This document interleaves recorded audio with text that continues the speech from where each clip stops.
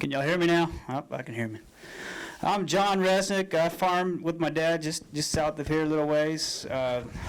I'm really transitioning to no-till. We do quite a bit of dry land, with quite a bit of irrigated too. We do corn, sorghum, wheat, and we just started in the cotton. I guess I'll let Stan go too. I farm just right around here, actually farm the Water District farm here, and then a little bit east of here, right about 5 miles east of here. And then most of it's back southwest of here, about 2,200 acres. Corn and cotton. I haven't grown any wheat in several years, but mainly corn and cotton. Tillage practices is strip till, mainly strip till. Every once in a while I have to get my VT plow out, but usually I'll try to strip till.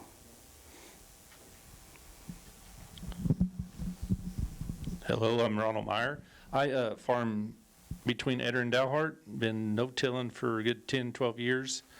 Corn, wheat, no, not wheat, gluten-free, I say that. Anyway, corn and sunflowers, started cotton and milo. First year of cotton last year. Not a fun deal. But anyway, that's what I do. About 1,200 acres or 1,400, somewhere in there. Okay, well, I'll pass this bucket around. This has got this volunteer rye on it, and it has what they call rhizal sheets or dreadlocks. The way the roots, when you look at these roots on this side here, they'll have little dirt hanging on the roots, and that's where your microbes and stuff are working for you.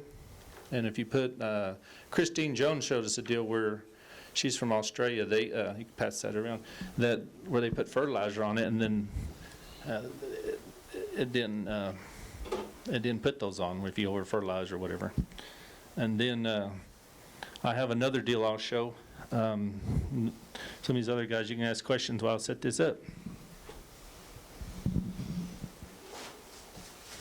Okay, you got any questions right now while he's setting up his next demonstration? This is a Slate Test. I've seen it. You can watch it on YouTube and different things. It kind of tells your soil health and how your aggregates and stuff are working for you, or how good your soil health is. This one here is a conventional tilled, and this one's been no-tilled for I think about 12 years, and I find about the same amount. I ruined that, didn't I? Pretty good. Switch them around. Are you sure you know which one's which? Mm-hmm.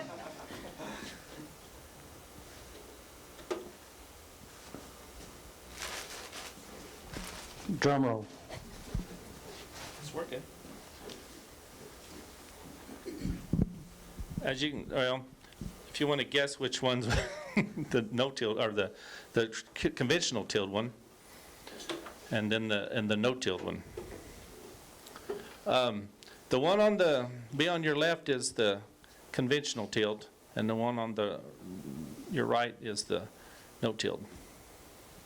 And see how the ground falls apart on that other one. So it'll do that for an hour or so to set like that. It's kind of a little easy, simple test to check your soil out. The neighbors donated that sample for me. Get that after dark. No, it's getting close to dark. What does that mean? Yeah. Kelly, can you tell that? Okay, so what? All right, what this test is telling us, when you have conventionally tilled soil with no structure, what happens is the raindrops, they hit it, and that splatters out the clay particles, and the sand particles separate, and it creates a crust, which we all know what a crust is. Well, that crust, all of a sudden, then where does the water start going? It starts running down the bar ditch. When you can get your soil like this, it has structure, and it has the pores in it, and especially when you have residue on top, that residue buffers the raindrop that hits it, and then all of a sudden then the water can infiltrate and it'll go on in the soil instead of running off in the bar ditch. Then it doesn't matter how much it rains. You don't have to worry about a small rain or having a slow rain. If you get a 4-inch flood real quick, a popcorn shower or something, it's going to go in the ground if you have better structure. And most of that is your microbes and your fungi, the glue that how they kind of glue it together for that to work. Then hold it together instead of washing down the bar ditch. So would you say that in 1 hour of rainfall, how much could you infiltrate? Half an inch for conventional till soil? It depends on the what you have, sand, silt, or clay. I mean, if it's clay, it's very low. A sand might get up to an inch, but if it's clay, it's probably a 1/4 inch or something. I mean, you can see it if you have a bare field versus if you have grass right beside it. There's no standing water in the grass because it all infiltrated and went in the ground. But on the bare soil, it takes almost nothing to seal it off and puddle. What's a good, you can get on YouTube or some of these deals, they'll show a water simulator, a rainfall simulator, and they'll do conventional, then they'll do no-till, then they'll do a no-till cover, and then they'll do, there's like 4 different ones they'll do, and they'll run the water on it, and then they'll turn those pans over, and, they'll have jars out in front too, that'll catch the runoff, and then they have one that'll catch when the water infiltrates it.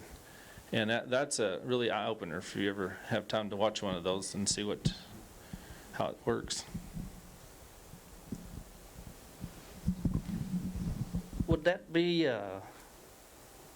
on your no-till, or then you're planting a cover crop on that, or generally? Yes, we've just started cover crops 4 years ago. Now, we don't have much in the ground right now, but had some issues last year on some stuff, so that helps. You just want something to break that raindrop too when it hits the ground instead of cover crop? a rye, and we have some barley. We don't have much in the field right now. We tried a different rig.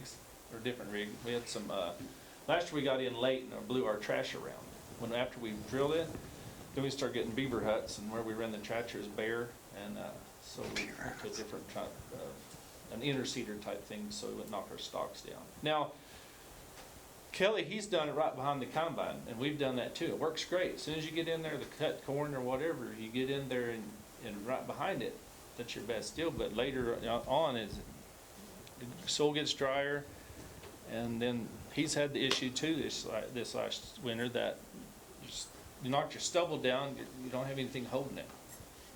That's what we run into. That's why I went and bought an interseeder just to go between the rows and get something to grow without knocking my stubble down. Kelly thought I was crazy. Is wheat not a cover crop option? It's not as good as, it's kind of low on the totem pole, but it still works. From a root's perspective? Yeah. And when it comes to cover, I think the important thing is a living root. I don't think it really matters what it is. I mean, yes, some things are better than others, and like me, I try to have wheat in my rotation, so I'm always using more rye and oats and other stuff like that for the cover crop. Diversity. Yes. So I was going to talk about, you were talking about the infiltration rates. Some of the guys up north of here that have had like 20 and 30 year no-till fields with heavy cover, some of them claim they can infiltrate like 10 to 12 inches of water in an hour. Those are the kind of amounts that they think that they've quantified it. I'm doing some work with the corn growers, and I wish I could tell you all the numbers on my farm, but I don't have the numbers, but I know it's definitely more. I can infiltrate a lot more water than like my plowed neighbor. What percent soil organic carbon do you have? Have you tested it? Yes, and it's still not good. Most of mine is around 1%, 1 to 1.5%. So. What's your soil texture? Your sand? Yeah, my farms are all sandy. Oh, okay. Sandy clay loam, or not, I'm sorry, Amarillo fine sandy loam. How are you So- getting your nutrients in without strip tilling? What are you doing for your phos and your, the things that don't move, potassium, phos, how are you getting those incorporated? Compost, Just cattle. cattle? Do you work it in? Or do you just put it out I let the rain work it in. What point in the rotation do you use the compost? Okay, so on my farm, I really didn't talk about this. So let me give you all kind of an example of rotation I follow. That I'm not one of those guys that's just die hard on the rotations. I change it up, but this is kind of the rule I follow. So I grow cotton. I'll start with the cotton. So I grow the cotton, and then the second I'm out of the field with the stripper, I'm in there planting wheat for harvest of some sort. Now, sometimes that's grain, sometimes that's hay, sometimes that's just let's let it burn up and do something else. Collect the insurance. But anyway, but it's wheat, and it's not just cover crop wheat. It's to hopefully bring some income in. And then after I harvest the wheat, then I'm in there like y'all saw the pictures. I'm in there with the drill, and I'm planting the summer cover, and then I'll let that grow up, and then I'll let it frost out and die, and then I'm back in planting corn, so, or sorghum or whatever. So that's kind of the rotation I follow. Now, back to fertility, I put a compost. I guess how I say this, I treat my corn really, really well, and I basically don't use any fertilizer on anything else.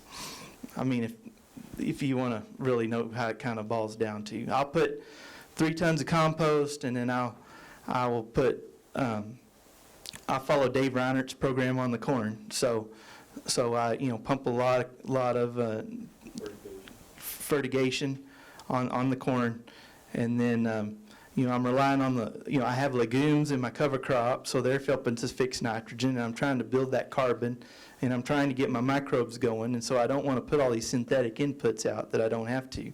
So when I plant my cotton, now if my cotton is looking really good, I may go pump 50 units of nitrogen through the pivot. But for the most part, that's the only fertilizer that cotton gets other than that little starter fertilizer. So, Kelly, would anyway. you say that the drill helps incorporate that compost to an extent?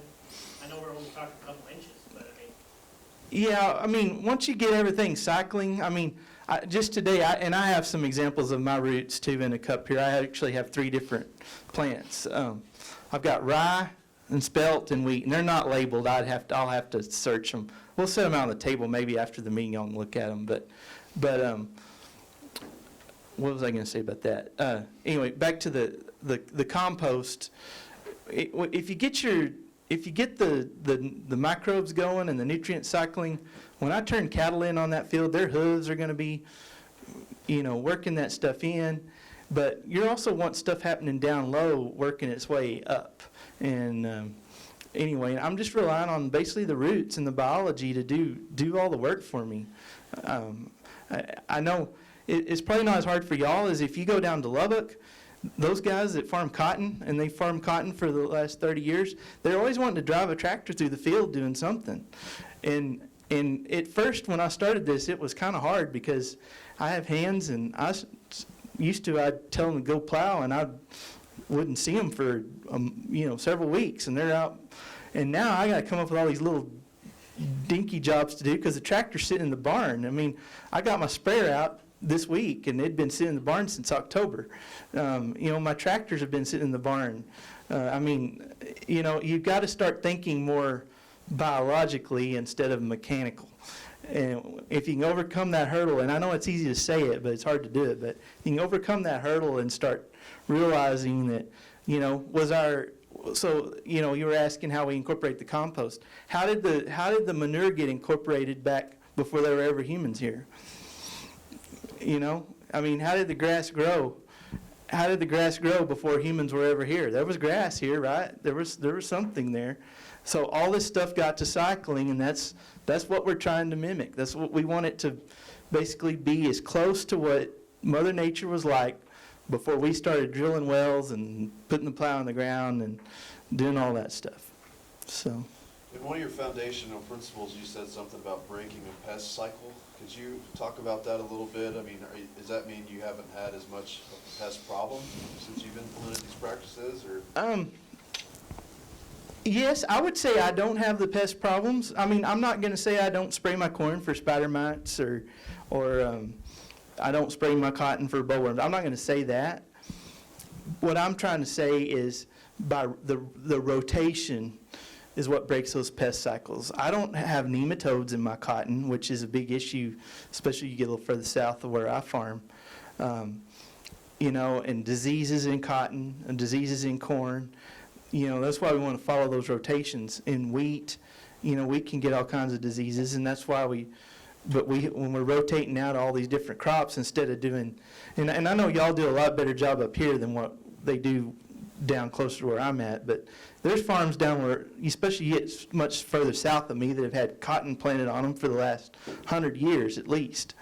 So the only time they might plant something other than cotton is when they got held out and they planted some milo or something.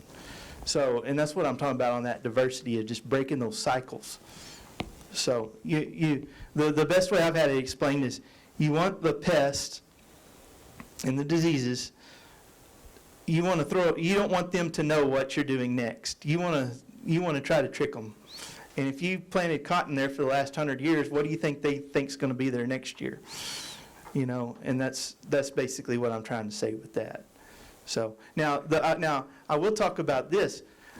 You know, and we talk about sorghum, we talk about the sugarcane aphids. And several years I've had those cover crop mixes, and you know, the sugarcane aphids will come and they'll attack the sorghum, and the sorghum is just basically dead in 2 weeks or 3 weeks, but they're lingering around. I mean, they're there till it's sucking every ounce of life out of that sorghum plant. And those cover crop blends like I had, they would attack that sorghum Sudan, and you could go out there for about 3 or 4 days, and I mean, they were just coated, but then all of a sudden they were gone. And what I attribute that to is I had built up all those beneficials because we had all those other plants out there, and they just took them down. And I know that wasn't a cash crop, but that's kind of some of the ways of thinking we're trying to come up with. We're trying to not pour something out of a jug to take care of every problem that we have. We're trying to think of it biologically. Does that include ivermectin on your grazing cattle? Yes. So I don't use it on them. So anyway. When do you put the cattle out? After the summer? Well, most of my cattle are on the winter covers or early weed or something. But I do, like, if I plant that millet mix and we get into mid-August and that stuff's 8 foot tall, yes, I'm putting a fence around it and I'm turning them out on it. And that leaves a really nice place to plant, because they'll eat about half that, but if y'all done much grazing of sorghum Sudan, but they'll stomp the other half of it, and it's all laying on the ground, and you've got this nice little mat of residue on the ground, but they've eaten some, and you've gotten the income from the cattle, and they do real good on it. So. Well, you go back in, you said you went, the deal you gave a while ago, you do your summer deal, cover crop, you probably graze it, then you go to corn. What's the following after the corn for that? After the corn, I'm in there planting rye, Okay. and that's usually my graze. That's mainly where I graze, Oh, okay. because I know y'all are a little later than me, but most of my corn comes off about the 15th or 20th of September, and like I said, I'm in the field with the combine, planting that rye, and usually crank the pivot up as soon as that combine's out, and we get that rye going, and then that's where I like to graze, because I have enough time to get some growth out of that. So. And then what do you put back behind that then? Cotton. Spring. Cotton. That's where we get to the cotton. So, anyway, I guess I didn't complete that cycle, but sorry. Do you feel like running a VT is gonna mess you up? Anything like running a disc or something else, or? Split right. you're gonna disturb your microbes, your fungi and all that. I mean, it's, one guy explained it, he had a neat deal where,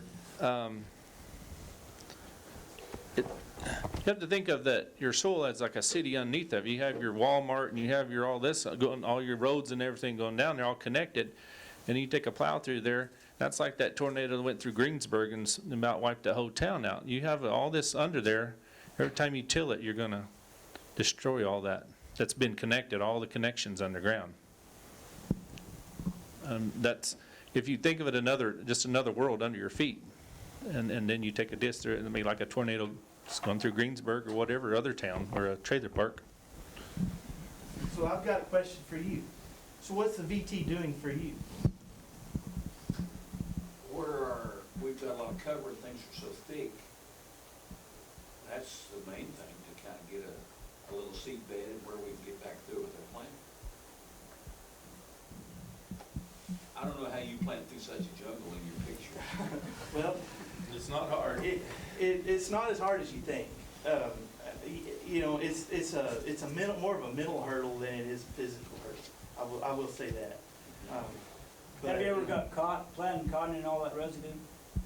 Me? Yeah. Oh, yeah. So you I mean, don't worry about it, you just plant corn or something else? well, no, so when I first started, the biggest wrecks I had was, and if I was gonna use a VT, where I would use it was going from corn to cotton. But like I said, what I've learned is by being in there with the drill behind the corn combine, that's doing two things for me. First thing that drill's doing is it's doing what your VT's doing, right? Because don't you run a VT just real shallow? So it's doing exactly what your VT's doing, because I've got a disc every 7.5 inches. It's, you know, the other thing I'm doing, I'm planting rye, which what the rye's doing is it's going to grow up and it's going to, you know, I know y'all are the same as me. We have a lot of wind, and that wind blows the corn stalks, and that's what Ronald and I were just talking about. But by having that rye and getting it in early, as close to the combine as you can, that rye will grow up, and it doesn't take a lot of it, and then all of a sudden you don't have all these husks and stuff blowing around and moving, because it's those piles that give you the problems, right? Yeah. Yeah, and that's what I'm trying to eliminate, is those piles. And when I just left the corn stalks just standing there and I didn't do anything behind the combine, then by the time next spring, that was when my disasters were, because I'd come in next spring and there'd be places where the ground was bare, where we'd say drove over the plant with the grain cart or whatever, but then where the plant was standing, so let's say we smashed some down over here, and the winds over the winter got to blowing, well then say some of the stalks was standing over here, well then I'd have a pile of leaves that was this tall, right? Nothing would come through. And nothing will grow through that, because it's cold and it's wet and all of that. And that's what, you know, that's getting back to that uniformity. And that was my hurdle. And that's where I had to address, I said, well, I can do what you're saying. I could go get the VT, or I could go get the disc, or I can do whatever. I could go get the hay baler and bale them stalks off. I tried that. When you start addressing that uniformity, that's where I'm trying to get this rye out there. And when I get the rye growing, then if I get it in early enough, especially, I turn the cattle in on it. Well, what do the cattle do? First of all, they stomp some of that, but they actually eat some of those corn stalks too, and some of those leaves and stuff. I mean, it's not a lot, but just the action of them being around there and doing that helps to even all of that up. And then I'll pull the cattle off, say about this time of year, say end of March or something, and then I'll let that rye really grow to build that armor I need, and I'll let it get, for cotton, I don't let it get 3 foot tall like I do for the corn, but I'll let it get maybe 12 inches, and then I'll just go ahead and terminate it, and then I'm ready to plant the cotton into it. But you don't deal with compaction like So you would. I'm not worried about compact. The only worry I have about compaction is if I have a super wet harvest or something like that. So. Kelly, I'd say another thing that you probably do that you might have said it, but you're probably an extremely patient farmer also, mainly in the spring as far as planting. The first planter doesn't really get your attention No, no, it used to bother me because where I'm at, we try to plant our cotton the first week of May. And when I started really farming these high levels of residue, a lot of times I won't even hook up to the planter till the 15th of May. So, and which sometimes that can hurt me on the back end, but How short do you cut your corn stalk? You don't try to, I don't try to do anything fancy with it. I mean, just, I have those knife rolls on my corn head, and I only have an 8-row corn head, and I really need a 12-row for the combine I have, and I drive too fast, so we lay a lot of them over, but I don't really care because I know that drill's gonna come through there and kind of smash everything down and chop it up and even it up.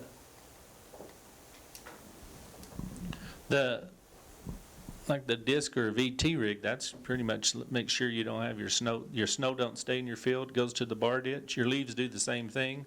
All that cover goes away. You'd rather, I mean, you drive down, was it in January we had a big snow? You go down along the road, you can see who had stubble, who didn't have stubble, or who, you know, or plowed or whatever. You'd rather have that in your field than out in the bar ditch. It's not doing anybody good there. You have to go shred it later. We have trouble running a drill though after the corn stalks. If we leave the corn stalks completely alone, we have way less shucks and stuff blown out of the field. So this year, in fact, I just ran the drill with no seed, and you can tell a huge difference where I did it and where I didn't do it. And where I ran the drill, you know, it presses everything down, and we just built a house just upwind of this field. And last Wednesday, my pickup was absolutely packed full of corn shucks from the wind blowing. Just all I did was run a drill. But we just leave it alone. We started grazing one and doing nothing else, and that seems to be the best way to get rid of the shucks. Really, you just have to get them all pressed down and get them to be decomposing. But we're almost continuous corn guys, so we're kind of on the other end where we deal with too much residue. And we just started doing the cotton, so I'm still strip tilling, but I'm experimenting with, I ran just the drill just to see if I can do that. I'm going to run the strip till rig with nothing but a row cleaner. So I'm just going to run a row cleaner on the strip till rig, you know, maybe 2 weeks before I plant to see if I'm just trying to move all that residue, but still have kind of a clearer path so I can plant my cotton in there. Yeah, and I wanted to make another comment about the tillage. I'm not trying to knock y'all for doing tillage or anything, and I will tell you, I do use tillage sometimes. I'll give you an example. I had 3 half circles of corn this past year, and the silage price got just where I just had to sell it for silage. And y'all know what happens when you chop silage and you run trucks through the field, and we started having rain, and I had ruts that were this deep. And I'll be the first to sit here and tell you, I went in there with the chisel and I chiseled the snot out of it. You know, and I was like, I have to start over. What's my other choice? I probably could have done it naturally, but it would have probably taken me 15 years to get that compaction out of there. So, Looking back, was that worth it? do what now? Looking back, was that worth it? Well, considering the cotton crop I had in 17 and what I got for that silage, in a way, yes, it was worth it. So anyway, but I'm not. All I'm trying to tell y'all on the tillage is I'm trying to say you've got to start thinking more ahead. You've got to. It takes more of a planning than. You know, when you're just a full tillage farmer, you can cover a lot of stuff up with the plow, and you can make things uniform that were never uniform before. And what I'm trying to say is it just takes thinking and planning. You've got to be thinking about, and my hands still don't understand this. But I mean, it's even sometimes where we drive the pickup. But it just, you've got to be thinking about, well, what's this gonna, you know, you're standing there in September and you just cut your corn. You got to be thinking, what's this going to be like in April next year? You know, and that's the point I'm trying to make on, you know, that if you can start thinking about it like that, that uniformity stuff starts to all of a sudden make more sense. And then we start thinking, well, we're not going to go hook up to a piece of iron. We're going to try to figure out how to do this biologically. And that's the whole thought process I'm trying to get across by talking here today. So, How would nature have solved that problem? So, I thought no-till was just not plowing and going out there and planting. But if you do that, you're gonna fail. Like he's talking, you got to think a big picture. No-till is about doing it differently, and looking. If your no-till and failed, why did it fail? Well, maybe because you drove there and with your silage trucks and it's too hard. Maybe you needed to plant rye, or you needed to plant something to soften it up, and you needed to have some kind of rotation. And like if you got too many weeds, like down south they got pigweeds because all they do is plant cotton.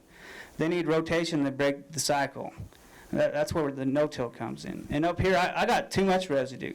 So I'm going to cotton to bring it down, and as soon as I harvest the cotton, I'm going in with wheat.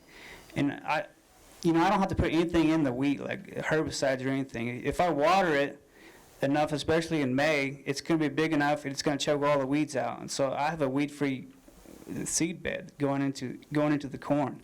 Plus I have all this residue, and corn wants residue, and that's the only way you can make it with corn. You got to have the residue to keep the ground cool and add as much water as you can. So what are you doing with the wheat? You killing it, or?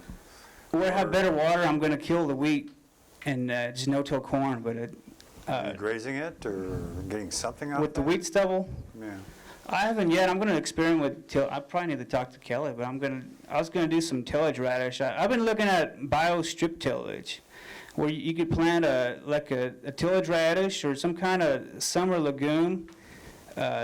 You don't want to grass with corn because the grass sucks up the nitrogen. So I want this legume to bring in all the nitrogen after the wheat stubble. And it's still going to be there, and it's going to winter kill hopefully, or I'll have to kill it. But then hopefully I can just no-till the corn right on top of that, and then my roots should be able to go right down. It almost should be like a starter fertilizer, I would think. The tillage radishes could come in and bring everything to one place and hopefully help me out. Another deal about tillage, everybody gets or worries about volunteer corn or whatever. If you, every time we either messed with the sprinkler track or done a little bit, we had volunteer corn or volunteer sunflowers. If you let it sit out there, the mice or whatever, all they have to do is eat the little end off, and you don't worry about it. You don't cover it, it won't grow most of the time. But we haven't had much issue with that. Water it. We learned last year, you got to water it.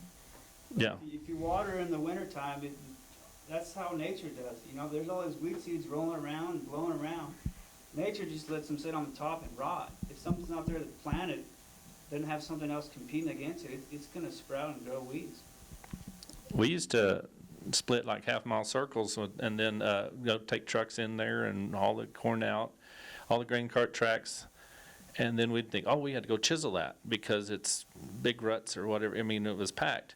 Well, we'd go chisel that, and when we'd go back to corn again, if it was corn on corn, first thing was up was our volunteer corn, or in that strip area where we plowed would be 20 foot wide.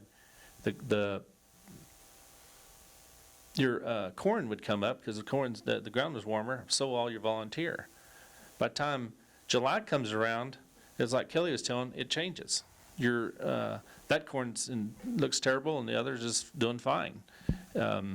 We decided we just quit plowing. We'll just deal with it and let the earthworms and let them till it. If we got plenty of earthworms out there, so they do the tilling.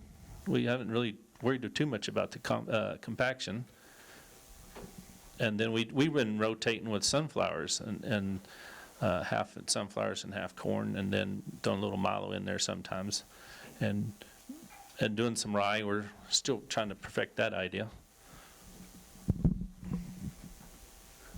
Do any of you have any experience planting into a green cover? Yeah. I planted into rye that eye. But, I mean, when I say green cover, terminating it after you. Yeah, we've done that into rye that's hip high. So when do you terminate it then? Right after we plant, we just put our little herbicide on and round up. Do you roll it or you just leave it? Just leave it. You leave it. We tried rolling. We borrowed a guy's roller one time, but it has to be really thick to make that work. And our rye was really thin, and it was a late start on that, and it didn't. It wasn't, and the ground was, I hate to say when it's too wet, but it was too wet to have a piece of equipment in there. And it didn't work. great. It was too thin to let it all, you need it really, where each one of them just folds down like a domino kind of deal, but this would kind of bounce up. It wasn't thick enough to do that. We ended up killing it and planting in it maybe 2 weeks later, and it worked fine. It kind of wrapped around the planter when we went through there, but we've done it, it's fine. We planted into CRP grass without plowing it, and just went straight into CRP grass and done that before. But planting green doesn't bother, and we can do it. I mean, it's not a problem. A lot of people worry about closing wheels on planters and this and that. I don't know, we went back to just a regular John Deere, whatever they have on it, the rubber tire. You get some of these other things, when you do get into some of that stubble, or green rye or something, it just wraps around your spoked wheels. So I went to a furrow jet, and that seems to help close that. Putting some fertilizer out or whatever, and then it seems to close that seed trench up pretty good, and then the tires will pack it. That's what I did last year, and it looked pretty neat. We didn't have the issues with some of these other things you get, like on our sunflower stalks. They'll knock down real easy, but they're like a baseball bat laying down, and then they'll get caught somewhere, and then they'll lock down your row unit or your trash wheels or whatever. So we just kind of went away from them, because you'll read these farm magazines, they're like, well, this one works here, this one works here, and this one works better. Well, I've tried 3 of them, and so the heck with them. So, but they'll wrap and they'll catch stuff on that part. But we've done the green, planted green, and we killed it off before. We planted into it and killed it off afterwards. So it's not a big deal. I mean, we haven't had a problem. But I just use a coater on mine. I use a coater on my planter that comes off the frame. And then I haven't used trash whippers in 3 years. I might need to put some just to plant some cotton, but that's the only thing I would need them for. So, okay, I've heard. Okay, I'm gonna go ahead and cut it off here because we're past the bewitching hour. They'll stick around. Guys can come up and ask them questions.